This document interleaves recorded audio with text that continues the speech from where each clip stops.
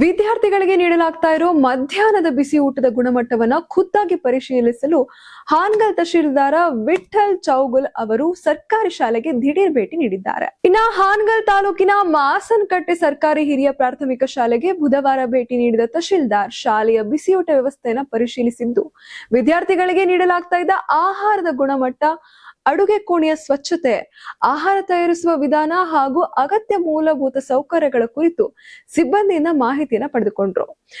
ಇದೇ ವೇಳೆ ವಿದ್ಯಾರ್ಥಿಗಳಿಗೆ ತಯಾರಿಸಲಾಗಿದ್ದ ಬಿಸಿಯೂಟವನ್ನ ತಹಶೀಲ್ದಾರ್ ವಿಠಲ್ ಚೌಗುಲ್ ಅವರು ಸ್ವತಃ ಸವಿದು ಆಹಾರದ ಗುಣಮಟ್ಟವನ್ನ ಪರಿಶೀಲಿಸಿದ್ದಾರೆ. ಶಾಲಾ ಆವರಣ ಹಾಗೂ ಅಡುಗೆ ಕೋಣೆಯಲ್ಲಿ ಸ್ವಚ್ಛತೆಗೆ ಹೆಚ್ಚಿನ ಆದ್ಯತೆ ನೀಡಬೇಕು, ವಿದ್ಯಾರ್ಥಿಗಳಿಗೆ ಆರೋಗ್ಯಕರ ಹಾಗೂ ಪೌಷ್ಟಿಕ ಆಹಾರವನ್ನು ಒದಗಿಸುವಂತೆ ಸಂಬಂಧಿಸಿದ ಸಿಬ್ಬಂದಿಗೆ ಅವರು ಸೂಚನೆ ನೀಡಿದ್ದಾರೆ.